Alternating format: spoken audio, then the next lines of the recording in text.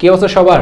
আজকের ক্লাসে এইটা পড়াইলাম, মানে আজকে আমাদের সিরিজেই নিউজ পেপার এডিটোরিয়াল যে সিরিজ, ওই সিরিজে ইরান এবং যুক্তরাষ্ট্র কিংবা এবং ইসরায়েল নিয়ে যে যুদ্ধটা, এই যুদ্ধের সার্বিক ব্যাপারগুলো নিয়ে এই এডিটোরিয়ালটার মধ্যে আলোচনা করা হয়েছে ডেইলি সান পত্রিকার এডিটোরিয়াল থেকে।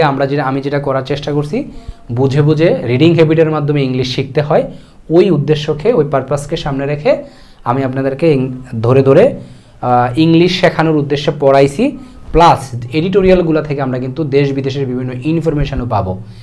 এর ফলে আমাদের অ্যাট দ্য সেম টাইম কী হবে, আমাদের নলেজের বেসটা অনেক বেশি স্ট্রং হবে।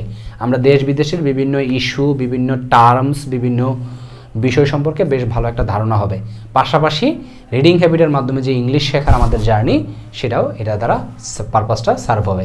সো আপনারা যারা এখনও এই নিউজ পেপারের এডিটোরিয়াল যে সিরিজ, এই সিরিজে এনরোল করেন নাই, দ্রুত এনরোল করে ফেলেন। আশা করি এই সিরিজগুলা আপনার জন্য অনেক বেশি হেল্পফুল হবে। আপনি আইএলস দেওয়ার প্ল্যান করতেছেন, তাহলে রিডিং হ্যাবিটের মাধ্যমে ইংলিশটা ডেভেলপ করতে হয়। কিন্তু সমস্যা হচ্ছে, আমরা যারা নতুন ইংলিশ শিখতেছি, তারা কিন্তু রিডিং পড়ে আগাগোড়া কিছুই মিলাইতে পারি না। কোথা থেকে কোন শব্দ কিভাবে চলে আসলো, এটার সাথে এটা কোনটা কানেক্টেড, আদৌ সাবজেক্ট কোনটা খুঁজে পাই না, এলোমেলো, যার ফলে অর্থ মিলাইতে পারি না। তাদের জন্য এটা অনেক বেশি হেল্পফুল হবে। তাহলে আপনি এসএসসি, জব, আইএলস যাই হন না কেন, সবার জন্য কাজে লাগবে।